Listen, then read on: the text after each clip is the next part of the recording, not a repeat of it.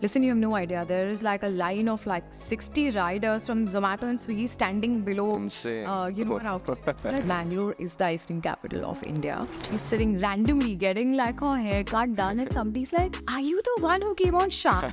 Are you Jimmy from Getaway?" And the best-selling products are always the chocolate ones. Indian consumption per capita for ice cream, it's 400 ml versus in America, which is 22 liters, and China, which is 3 liters. We were the first brand to launch an ice cream with whey protein in it. It's very capital intensive, right? Because you give your listing fees, then you give your display fees, then promos, freezers. Absolutely. So like imagine 100 million people in the country have diabetes.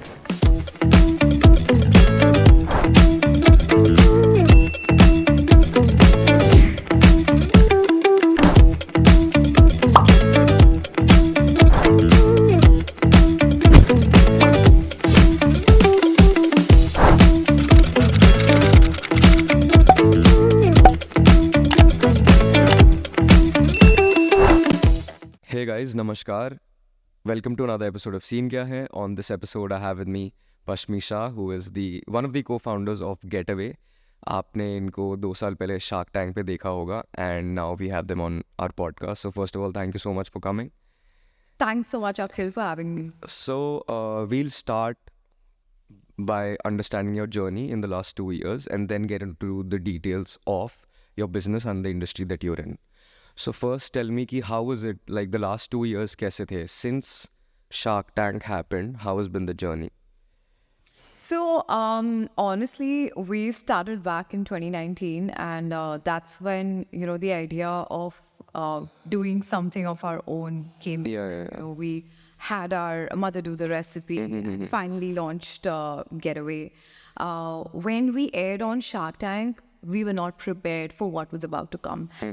Because I remember sitting and watching that episode, and it's literally 5 minutes into the episode, and I have the Getaway official phone, right? And it's just like constantly ringing, and like the number of WhatsApps, and I'm just like, oh my God, what? Right after it aired. Right, 5 minutes into the episode airing. And my mom, I'm just trying to like call her and tell her like, okay, this is like going mental. And she's like, listen, you have no idea. There is like a line of like 60 riders from Zomato and Swiggy standing below. Insane. An outlet. I'm like, oh my God, that's just something that I don't think we will be able to manage. But the episode went fantastic. The night after went amazing. We thought this whole thing is going to last for maybe, a week or a month, but it lasted for almost 6-7 months, which was insane. And somehow we were not there in a lot of cities at that moment. People kept asking, hey, where can I get this? Where can I get this? And we were just like, we're so sorry. No, we're not here. But thankfully, that gave us like a huge direction to launch in a lot of tier 2 cities as well. And since then, we're there across 40 plus cities. Oh, wow. 40 plus cities. That's how our... And how many kitchens do you have? So we have about 130 kitchens. We operate primarily through our cloud kitchen business. So Swiggy, Zomato, as well as we do a lot of quick commerce. So your Blinkit, Swiggy, Instamart, Zepto. Okay. And then we have our own website, which delivers, to most of the metro cities. And we also have few retail parlors. Retail parlors, like the 5 ice cream parlors that you were talking about. So where all have you launched them? ये mic थोड़ा सा अपने towards कर लेना नीचे. Yeah. So where all have you launched those 5 parlors? So our retail initiative just happened about this year, and we started with Goa. We started our first ice cream parlor in Panjim. Perfect location. And because like summer all year round, and like, a lot of people love trying new youngsters trying new things. Yeah. Exactly. And it's now the culinary hub of India. Definitely. So that was first. Our second location was in Pune. Again, Pune has been like a very, very good market for us since day one. After we launched Mumbai, Pune was like literally the second place where Getaway was available. Okay. Our third location is Mangalore. Mangalore is the ice cream capital of India. Yeah, which a lot of people are not aware of. Is it? So it is. In what way? Sorry, I'm interrupting. In terms of consumption. Oh, wow. Yeah. Okay. And our subsequent outlets were in Jaipur and Udaipur, which we've recently started. So that's how our retail parlor business is growing. So a lot of completely different. Did people also recognize your brother and your sister like from Shark Tank? My mom actually. Yeah. So She gave a crazy pitch. Like she was amazing. Yeah. So in fact, it was hilarious because obviously my brother is like used to like talking to people. And Yeah. my mom is she's stepping out. She's going to a salon. She's sitting randomly getting like her haircut done, and somebody's like, "Are you the one who came on Shark Tank? Are you Jimmy from Getaway?" And my mom was like, "Oh my God, yes." So, and this is not only one instance that has happened. There have been multiple times when she's gone out and she's even gone to like our ice cream parlors. And some customers came in and they're like, "Oh, you're that mom. You make that ice cream. Can we get a picture with you?" Crazy. I'm like, this is like celebrity. Yeah. Like, Because the kind of reach, I'm assuming around 25 crore. It's the reach of around 25 crores, if I'm not wrong, through Shark Tank, is it? because it's like national television. Yeah, with yeah. like 20 minutes of prime time. Yeah, it's like at the level of KBC, Exactly. especially amongst the youth. Even the like all generations have been watching Shark Tank. Okay, so what can you tell me about the range of your products? Like what all are you making right now? Sure. So we started with like high protein ice creams. We started with like a Belgian chocolate, salted caramel, like, very international flavors. We started also making keto ice creams because a lot of our consumers wanted keto products. And this is, I'm talking about like 2020. And that's when we decided to do like 4 keto variants. Post that, we didn't launch any new product for almost a year until Shark Tank sort of happened. Okay. And we really wanted to, obviously, because the R&D takes so long to get a product to the market. Then we launched our ice cream sandwiches, which are your low-cal, high-protein sandwiches. Again, no added sugar. We did popsicles, kulfi the same year as when Shark Tank happened. And recently, we've also launched cheesecakes, which is a very exciting category. Again, keto-friendly, no added sugar cheesecakes. Plus, we're doing ice cream pastry. So we've just launched one variant in that, which is the Black Forest ice cream pastry. Okay. And we're doing a very interesting product for just festive season, which is called the Mithai ice cream bites. Oh, wow. So like mithai flavored ice cream. So it's Mithai flavored ice cream in like 3 bites. So I was just about to say do motichur. Wow. Amazing. What a crazy idea that is. Okay. So can you tell me like which has the big chunk in your overall sales in terms of products? Like which is the highest selling? So the best-selling products are always the chocolate ones, and this is a very India-driven stat. Typically, you do a poll on the 3 best ice cream flavors in the world. It's chocolate, vanilla, strawberry. Yeah. In India, 70% would vote chocolate. Oh. So that's how skewed we are as a market. So we've our Belgian chocolate brownie fudge, a chocolate overload, the chocolate brownie ice cream sandwich. All of these are our best. But otherwise, like ice creams have the largest chunk? Ice creams are the largest. Largest chunk. Because you have more SKUs also in ice creams, I'm assuming. And what is the ice cream business in India like generally? Can you give me like an overview of like the numbers? So as on 2022, we hit an almost 3 billion sort of a mark in the ice cream industry. Okay. We are projecting to hit a $5 billion number by 2025, which is massive for a market like India. The challenge comes where consumption lies, right? If you compare Indian consumption per capita for ice cream, it's 400 ml versus in America, which is 22 liters, and versus China, which is 3 liters. So that's like your largest gap that lies in the ice cream market. Wow.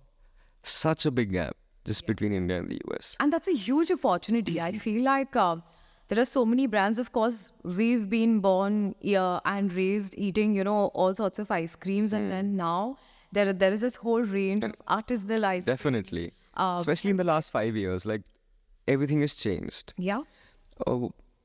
Which company has the largest share in India?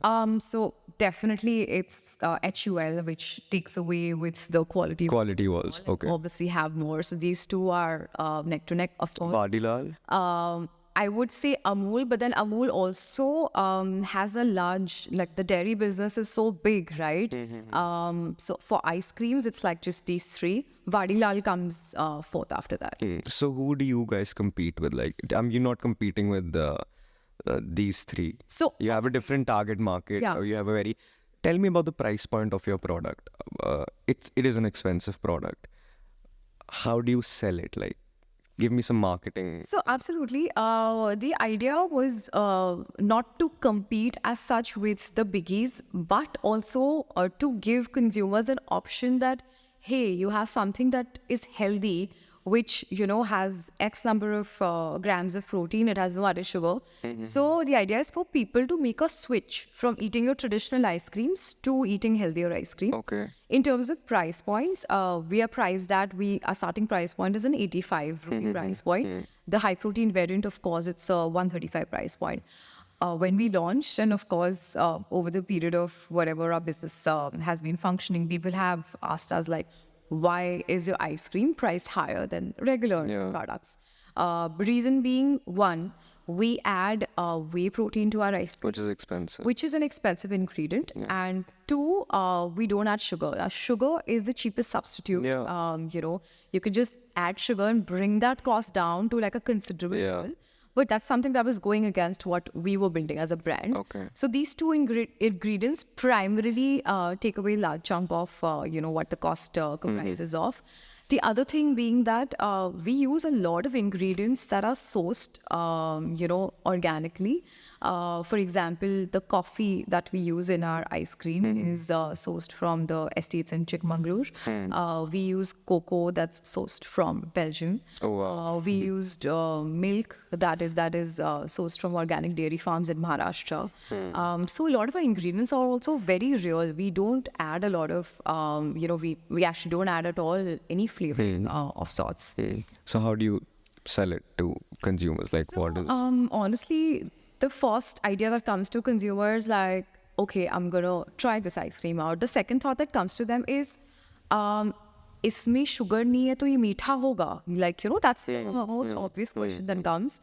So our proposition is, you have your protein macros being met. Most of our products are even low in calorie, and it tastes better than your regular ice cream. Yeah. So, which is what a lot of people have tried, and they sort of... It does taste pretty good, yeah. And I think the idea of being in a premium market is that there are people who don't mind paying that extra price, because at the end of the day, it's for health, and also it's to eat better. Okay, but if I say that if I want to eat an ice cream, let's say, and I feel like I want to indulge today, and I'm eating that ice cream once a week only, then why would I have a healthy ice cream? So like, who are you targeting basically? Like, who's your target market? So honestly, our target market is anybody and everyone who wants to make a better choice, right? The vision for a brand has always been to help people make better lifestyle choices. And we're not saying don't indulge. We're saying indulge because we understand that's what human emotion is, right? And we've also been in that journey. But you can now indulge guilt-free. You can eat an ice cream which tastes even better than your regular ice cream. And you don't have to think about your calories. You don't have to think about your sugar. And that's an added benefit that comes along with healthy ice creams. So it's anybody who's trying to be slightly healthy, trying to be a little more conscious about the food choices that they make. That's our target audience. And I mean, I don't know if you would have the data, but like if I am a consumer of Getaway and I order from your website or whatever, Cloud Kitchen, how often is like a consumer purchasing your product? Is it every second day, every third day, weekly? Like, do you have some kind of data for that? So the frequency of purchase typically revolves around 3 to 4 purchases in a month for a typical consumer. And primarily because we have a large number of SKUs, and in terms of consumption, a person would eat an ice cream maybe 2 to 3 times a week. So basis that, one order will have that many SKUs, and then all right. More. All right. So that's the idea. And what about like you also sell online? I want to know about the costs in selling online, and is it difficult to give so much margins to these? So absolutely, I think with Aggregators, yeah. there are commissions, right? With your Zomato, Swiggy, quick commerce as well. All of them operate on a commission-based model, and but what they're sort of giving you is an existing customer base who's wanting to order. So imagine you're in a mall and you already want to shop, right? You've entered the mall. It's the price of being in that mall, Yeah. which is what you pay as a commission Okay. to these actors. So like the rent of, Exactly, of your having your store somewhere over there. How do you handle the logistics? Because cold chain is, still not the best in India, I would say, or you would differ from that. Absolutely. Yeah. When we started as a brand primarily based in Mumbai because distribution and dissemination of our products was like a huge issue logistically. Cold chain in India is at a very, very amateur stage. Like imagine in the US, you can even courier an ice cream, right? Yeah. Oh. Yeah. This is not allowed. Yeah. Like a dry ice pallet in like any courier, it's not allowed by any India. of the companies operating in India. Okay.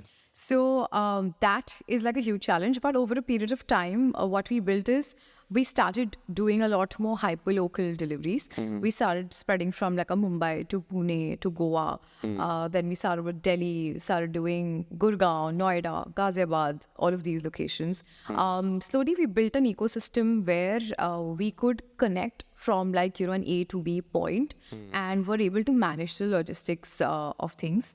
However, there's a lot of scope in terms of cold chain, and I think which makes ice cream and frozen foods a very hard to enter sort of a category for wage brands. Definitely. Also, this is a seasonal business, right?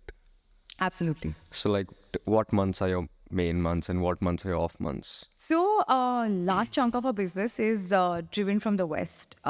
West, obviously, there's not much seasonality that we see. Yeah. However, North, which is also just slightly lesser than our West business, does have winter 3 months of the year. And we do see a decline in terms of sales. That number sort of covers up in the summer, right? Because the summer is a peak in the North as well. So I would say somewhere around 7 to 8 months Is your like main? our period to make the most of. Is that also a reason why you want to diversify into other product ranges as well? 100%. I think that and even the cold chain part of things that I spoke about, which is why we feel like we need to have some products which are ambient temperature while still in the dessert space, but ambient in terms of consumption, in terms of delivery. So that just makes it easier for us to substitute for, the decline in sales that comes in winter. So tell me, how do you differentiate yourself from the other companies in the same segment that you're in? And also I asked you a question like, who are your competing brands? You would like to name them? Yeah, like Sure. So for us, since day one, the differentiator has been protein, right? We were the first brand to launch an ice cream with whey protein in it, which is why we had a name, Getaway, like WHEY. We transitioned from that to WAY. WAY only last year, primarily because we wanted to do a larger portfolio of things where we could cater to more diet classes. Okay. In terms of competition, we have a bunch of brands who started after us. Brooklyn Creamery, which is backed by Baskin-Robbins, being one of Oh, it's backed by Baskin-Robbins. Yes. Go Zero, which is again backed by Apsara ice creams. So all of these coming from like traditional ice cream businesses. But the value proposition there is low calorie, and ours is obviously like high protein and keto being our USPs. So that's how we differentiate. Okay. And which is the biggest pinpoint that you feel is in the ice cream industry? Like pain point, like, the most difficult thing to crack? In terms of business or in terms of consumption? Both. Tell me for both. Okay. So in terms of business, I feel lot of costs go towards logistics, right? If you imagine to do like a non-frozen product, you would save up a lot of costs in terms of warehousing, a cold room, the temperatures that are being maintained, all of these, right? So that just makes it harder as a business to scale. But we have big examples of, the Amuls of the world, Yeah. the quality walls, which are just able to do that Nail it. fantastically. And primarily, their mastery lies in distribution, because they're able to be there at, the smallest of. FMCG is all about distribution. Absolutely. And that's something very hard for startups like us to Crack. sort of get there. The other question with respect to consumption, as I mentioned that, the per capita consumption in India is just 400 ml. For that to increase, that it needs to be a part of your Daily life. everyday life, right? In the US, like if you go to anybody's house and you open up a freezer, they would always have like tubs of Ben and Jerry's and stuff lying around, right? That's true. It's a part of their culture. Yeah. It's a part of their daily living. And again, That's why they have become so like unhealthy as a population, because again, I'm not targeting your company. You're making healthy ice creams anyways, but like, yeah. so I feel there's a huge gap that needs to be filled with respect to consumption. And also, there are a lot of unorganized, sort of players in the market. So it's very region driven. So if you go to like maybe a Hyderabad or a Bangalore, and they love a particular ice cream which is only available in their region. Yeah. So there is a That's lack true. of pan-India players. Obviously, I'm not talking about just FMCG, but I'm talking like brands like NIC, who've been able to build a considerable pan-India presence. Yeah. And I think That's that's true. paving the way for like opportunity for a lot of people like us. With NIC, I don't know if it's it's natural something, right? Natural ice cream. Yeah, it's So now there is the original naturals from Correct. Mumbai, Yeah. which is now available pan India, and then there is NIC. So for the longest time, I was confused that is this by naturals? Is this NIC by naturals? And that's how I actually started ordering from there. absolutely. So I don't know if it was their strategy or what, but like they got it Yeah. right. And I think for them, the cloud kitchen business has done really well. They were the first people to sort of start, doing this and help the ecosystem realize that, this is like a huge opportunity, selling through cloud kitchens on Swiggy, Zomato, etc. So they've been able to nail that bit. What about in terms of overall sales in India? How many people are buying through carts, ice cream carts? How many people are buying online, and how many people are buying in modern trade? Do you have? So in terms of consumption patterns, the largest chunk Of course, it's GT. still Yeah. buys from GT. Yeah, but like, you have any percentage? I don't know in terms of the absolute Okay. numbers, Okay. but definitely Yeah, of GTFD course. and carts is a very, very big chunk. Also piggybacked by the fact that these are dominated by your Amul quality walls, these sort of businesses, because their distribution is led through these channels. Yeah. Followed by upcoming is your quick commerce. Yeah. Quick commerce is, I think, skyrocketing. in terms Definitely. of, Especially like the metro areas where it is. It's Exactly. So they're also sort of giving you that you have a craving now, I want to fulfill now. Like, Yeah. 10 minutes, you get your ice cream, right? And also Swiggy, Zomato, I feel they've been able to considerably build this whole ice cream business as a chunk. And imagine your post-meal time, like a post-lunch, post-dinner sort of orders are just skyrocketing Yeah. on those platforms. Do you think, but like you mentioned that, it's like a desperate purchase. I want it now. Do you think that the quick commerce will be able to sustain just with this desperate purchase thing? Because again, your average order value is so less. I was shocked that in Zomato, the average order value varies between 150 to 200. I was completely shocked by this fact. So I'm assuming for Blinkit, it would be again 50 to 100. So till the time we don't start purchasing our big chunks, maybe like 1,000 plus, 1,200 plus, how would they actually be profitable eventually? So I think the game here lies in, the sort of models that we've built. I'll talk about the aggregators first and then go to QuickCom. So with respect to the food delivery businesses, initially they were just a discovery platform, right? Yeah. The way they've changed the behavior in terms of now ordering on that, like it's as simple as imagine you don't know what you want to eat for dinner. Okay? and you open Zomato app and you're just browsing. And you say, okay, you want restaurants? 100%. It helps you decide what you want to eat for dinner. Yeah. And then you end up ordering whatever you Even if you don't want to order, even if you feel like I'll have some. learn into that. Yeah. Because you're like, okay, so many options that can deliver to me. Yeah, Wasn't the case? definitely. Couple of years back, like we've been in this era where we've seen it all. Like we've seen places where, okay, you call them up and the restaurant will deliver to you, versus now you have so many options Yeah. to choose from. And the number of times that you're eating a meal from outside has increased primarily because of this. Yeah, 7 days a week for me. That's insane. Yeah, I actually, even if it could be like a cookie, Yeah. but I will order. I don't know. Maybe it's an addiction. Yeah, it is. So coming back to the aggregator side of business, delivery is something that is chargeable on every order. Okay. Second is your commission. Yeah. Commission is obviously it's something that they work it out with the brand. Imagine the number of brands whose business is thriving on aggregators. That's the amount of money that they make. Third is monetization. Monetization obviously comes from your ads, anything or everything that they sell on their app in terms of like a asset. Yeah. That's the third bit of thing. So I feel slowly Eventually. things are improving. I think Q1 was a profitable one for Zomato. And again, I would say backed by a lot of good technology, Definitely. changing consumer behavior. So I think that's that for the aggregator side of things. With quick commerce, what they've been able to nail is convenience. Our parents would go to like a shop and buy, but people like you and me, we'll just blink it or like Zepto it or just Swiggy store because we are like, okay, we don't want to step out just to buy like Exactly the story I was telling about this, that we were on the terrace now.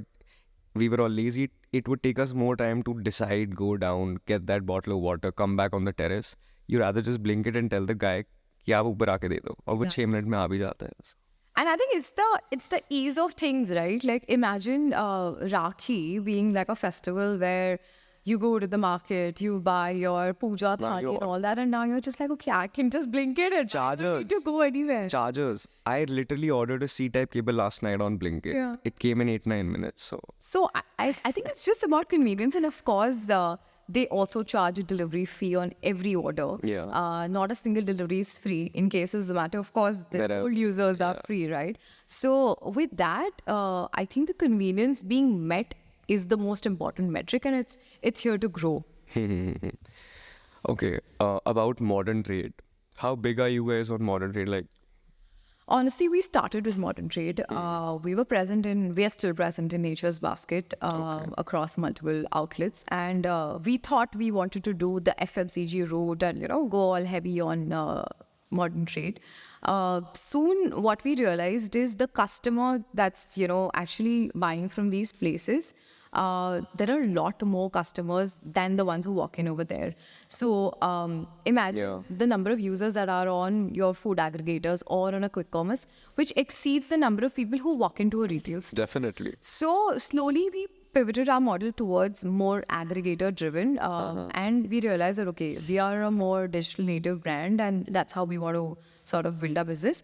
Also from the perspective that we would never be able to compete with the biggies, right? Because you need to invest in a freezer that you give your... Definitely. You need to do sampling, you need to give a listing fee, so all of that. And of course, it helps in the long run, but there's a lot of capital that goes into building the whole modern trade route. It's very capital intensive, modern trade, because you give your listing fees, then you give your display fees, then promos, freezers. Absolutely. So while that chunk still exists for us, it's much lesser than what it was in terms of like the first year. A larger chunk of our business goes to digital. Can I know how much does a freezer cost? So yeah. For like that ice cream one that you... Yeah. So basically a 500 liter capacity freezer costs somewhere around 25,000. And this can fit in considerably enough SKUs, to drive your cloud kitchen business. Okay. Coming to my next question. This is about the market, the healthier food market that you are in. How big do you think this market is in India? What do you think about the growth of this market in India? And do you think that India 2, India 3, like tier 2, tier 3, are even thinking of or prepared for eating healthier? So, absolutely. And I think that's why we're here to change the narrative, right? For a lot of health sort of questions that are being asked. The market is insanely big, right? Because you are comparing a regular consumption to switching to a healthy consumption. So with the rise of, and health market, I would say is not just to like packaged health products. I would even say millets. Yeah, Millets definitely. is like, also a health product, Yeah. right? So while your tier one understands what health is, right, it is started to spread in your tier two, tier three cities as well. I think the awareness is there, especially after COVID. People Yeah. are start becoming more aware of the sort of things. The number of products that have now, built to sort of create awareness have increased. The only blocker, I would say, for a healthy product is price. Price, yeah. And I think that is something that makes it a little out of reach for like audiences that are there in, villages, other towns, etc. Because a 10 rupee Coke or, a packet of chips for 10 rupees is affordable, right? But the moment you make it to like a 20, 30 rupee, you really need Becomes to think niche.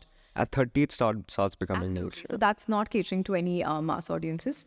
With respect to ice cream as a category, definitely it's growing quite a bit. We picked up ice cream primarily for the reason that this was the hardest to nail, right? People And also, it has high margins. high margins, I would say in terms of food, yes, but not in terms of when you add up your logistics, your other costs, with your overheads and everything, because that becomes then expensive, of course. So yeah, and in terms of other F&B, there has been a huge trend over the last 5 years where everybody is, pivoting towards health brands. Like they want to try out like what's the new product. And India is a country that has the highest millennial population in the world. Which is where that awareness needs to start at an early age, because we are also tending towards a population that will get diabetes in the future, that will get is at a risk of heart disease in the future, if we don't start thinking about health at That's that point. true. So that is where the market is. So like imagine 100 million people in the country have diabetes. Wow. Yeah, so that's the stat as of like today, and imagine if the journey for like 100 million of us starts at this point to tend towards a more health conscious journey. But again, the price plays a factor, right? Of the switch. Absolutely, and I think, but the price is also a value that you're seeking, right, in the long term. It's something that's going to do good for you, which is better for you in the long term, without thinking that blindly consuming products which are very unhealthy. When you want to, I really want to know the answer to this question. Like, if you get a choice of not having getaway for water, like you want to eat something else other than your own brand, which ice cream would you eat? At the moment, none. I only eat getaway. No, that's what I mean. No, I'll tell you, ice creams, I need getaway ice creams. Desserts, of course, I can tell you, because there are a lot of desserts that are there That you're not making. that we don't make at the moment, of course, and we may not make because they're very indulgent, right? So things like, imagine like a Nutella sea salt cookie, like, that's like indulgence of the highest level. But yeah, I think there are obviously desserts like, You know about that brand Noto? of course, No, not Noto. Is it Noto? the healthy ice. No, not Noto. They make this Nova. Yes, I've heard of. That's like a very indulgent brand. So they do. In fact, we did a similar product, Ice cream, which was the last part of the cornetto, right? We obviously made it super healthy, added whey protein to it. The outer cone cannot be made without sugar, right? So we did like low sugar variant in that, and that's how we launched the product. But yeah, that's a more like a snack, I would say. It's like a snack, And like, where do you see your brand in the next 10 years, let's say? So the idea is, to expand horizons in terms of desserts. We picked a lot of traditional desserts which you can't imagine to be healthy. Like imagine a cheesecake, Like, Yeah. the first thing that comes to your head is like, It can't be. it can't be, yeah. right? And then we turned that into like a healthy product. We picked up ice cream sandwiches. We've all had that childhood where, like, we would buy that vanilla ice cream sandwich, and we made that into a high protein, no added sugar sandwich. Kulfi, which is like something that your grandparents and parents love, Yeah. okay? And like, again, heavy in terms of calories, fat, sugar, but that's something that we converted to a healthy product. So we want to transition a lot of traditional desserts, which you can't imagine to be healthy, to move into a space that makes you feel a little less guilty while indulging. And also, I would say a far-fetched plan for us would be to operate in a space which has more categories, obviously over and above desserts. It can even be, in the regular food space, the sort of QSR sort of a model for like healthy food. Okay. So that's the sort of direction that we're going for. And store-wise? In terms of stores, what we've done is we've created 5 stores, Yeah. like I told you, and the concept is basically of an ice cream sundae bar. Okay. Okay. So you walk in, you pick whatever flavor you want. There's a topping bar. Oh, wow. There's unlimited toppings you can add to it. And all of these are healthy. Healthy toppings. Crazy. Then you ask your server whatever sauce you want. You can pick from like a sugar-free hot chocolate fudge, or sugar-free strawberry sauce, blueberry sauce, and you can make your own creation. We're also doing ice cream shakes. We're also doing soft serves. You can again add toppings to your soft serve and make it really interesting. We're doing our cheesecakes at the stores itself. We're doing smoothies. So it's like a whole bunch of interesting things. So there's something for everyone when you come to ice cream parlors. A big chunk of consumers in the ice cream segment are kids as well. Can kids eat whey ice cream? Absolutely. So ice creams are safe for kids. However, that's not our target audience. Our target audience is the mother who's going to tell the child. Oh, "We don't-" okay. So you're not targeting kids, basically. So we're not targeting kids in terms of a communication, because it's too hard for them to understand, right, what a high protein meal means. They will understand it. Yeah, of course. Yeah. So which is why our target is the parents. And with the consumption for the parents moving towards the healthy side, they'll start making the kids also have like healthier options. Healthier options, yeah. So in terms of recently, I was also watching like 3 months back when Shark Tank second season aired. I saw your clip of your journey, and it had MALAIKA ARORA in it as well. So how did you get her on board? Did she reach out to you? You reached out to her? How did that happen? So, really interesting thing over there. So we, in fact, went to her and with the proposition of getting her on board as a brand ambassador. And she told us that, I've been having your ice cream since even before Shark Tank. So I've been a consumer, and she like orders it online and she consumes our ice creams. So she told us that I don't want to come on board as just a brand ambassador. I want to be an investor in your brand. Wow. And that's how the whole discussion sort of pivoted to like, okay, let's build something more credible with her on board. And with MALAIKA, I think it was just a natural fit, right? Because she embodies all the virtues of like health, and she loves food. She does not compromise on like, giving in to her cravings. And that's something that we love about her. So I think it was just the perfect match for our brand. What do you think about marketing? Like, we'll end this with this segment of your marketing strategies. Like, how big are you on influencer marketing and performance marketing and all that? So honestly, we started off being a digital first brand. We were the first ones to launch an ice cream e-commerce website in the country. Nobody had that. And Seriously, the first one. And, both me and my brother Josh, who's also the co-founder, we were just contemplating how will people order, how will we deliver, and all those sort of questions. But we said, let's do it. Let's figure it out. We built the website by ourselves. Oh, wow. We launched it. We did the performance marketing also by ourselves. And then COVID hit. Engineers, you guys can figure out everything. we figured the way along things, and then somehow the lockdown was like a huge blessing for us, because people were sitting at home and they wanted to try something new, and we did insane sales on the website. Crazy. At that point itself, we started. We were a bootstrap company, okay, so we were very, very lean in terms of whatever marketing we were doing. we started doing a bunch of, influencers, and they genuinely loved our products. They asked, okay, can you send more of this to us? And they would post stories organically and things like that. Slowly, we started building more content, which is digitally native, primarily because all our audiences are there, plus most of our sales are coming from that channel, right? We're very heavy on social media. I think everything that we've built on social media is something that we've done in-house, things with that we sort of believe in. We talk about things from how is the ice cream healthy to whether ice cream gives you a cold, educational content like that. That works. That really works. Absolutely. And the new products that we launch has always been like, you will see it on our Instagram first before you see it anywhere else. Okay. So that's how our journey has been in terms of marketing. And I think that's the way to go forward, especially for a new age brand like ours. Especially like the educating part. That helps. Exactly. Like, I don't want to see like just a brand posting of product, right? That's not going to work. Yeah.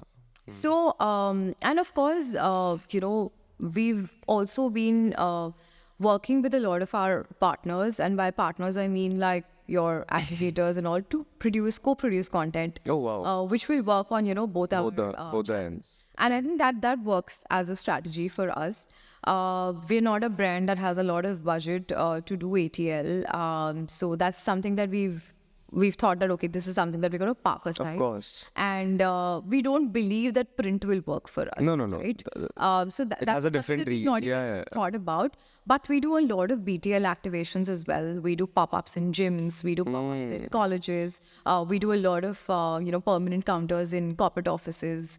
So all of those as a strategy sort of combined together works for You us. should do it at music festivals as well, like the ones that happen in summer. We have done a few pop-ups and music festivals as well.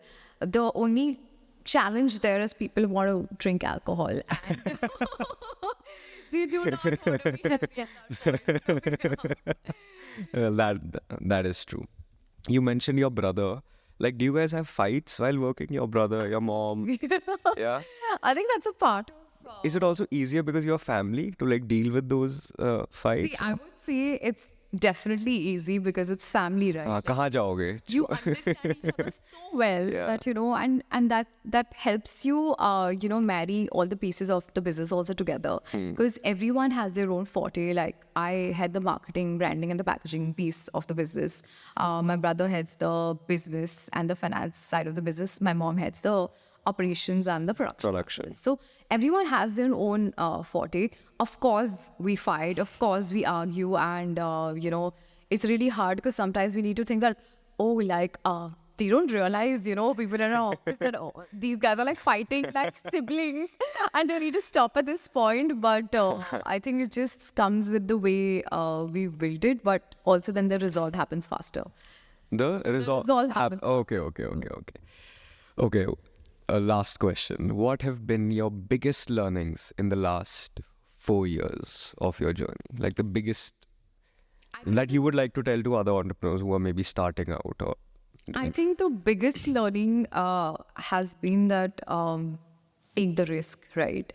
Since day one, I would say lot of the decisions that we made, we were a little slow in making them because we were like, okay, what if this happens? What if that happens? But with my brother, he's super risk averse. He's like, let's do it. We'll figure it out. We'll see what happens. And I think that is what worked in our favor. We said, okay, if it fails, it's fine. It'll be a learning for us. But if it succeeds, then, it's amazing. Like, if we don't try it, we don't know whether it's going to work or not.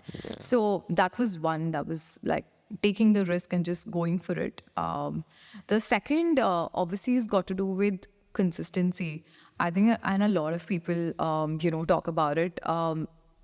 The product, the brand, story, everything needs to be consistent every single time you're putting it out there. So whether today you're building your own brand, you're starting out, you have a business that's already existing, I think if there's no consistency, right, it's not going to take you anywhere. And I think that builds discipline as humans. I think that's something, it's the easiest formula to success, right? Of course, there's hard work, but consistent hard work is something that's important. As an entrepreneur, I would say one of the pain points which I want to talk about, and I think it's interesting because it frustrates a lot of individuals, right? Every single day is a different day, and every single day you have a different battle to fight, right? Yeah. Today you're thinking about HR में ये problem है, हर दिन कोई ना कोई problem है. some day or the other there is a new problem. Yeah. And I think the rainbow to that is your problem solving skills improve so much because you know how to tackle them. Yeah. And I think that's how over a period of time you build, that confidence that, okay, whatever comes my way, I'll tackle it. I'll handle it. solution Yeah. to it, because every day is firefighting, Yeah. right? And also the fact that the journey of an entrepreneur is a very lonely one, right? At the end of the day, you will be the one who's sitting in office till 9 p.m. Yeah. And you only have to figure that shit out. And that's sadly how the case is. The blame is on you, the credit is also to you, but you have to, like, you are that one person. So that's what it is. It takes a lot to start out and to be in this game. We had amazing jobs that we sort of quit, and we started this, and I would say that was a lot comfortable, right? But then growth doesn't come out of comfort. Yeah, definitely. All right. Thank you so much for being on the podcast. It was really nice having you. Got to know a lot of insights about this and about your journey. So thank you so much for being on the podcast. Thank you so much, Akhil, and it was a pleasure to talk to you about everything that we've sort of built, and Yeah. to also know that you also associate with whatever we're here to say. Yeah. All right. Thank you so much. Thank you.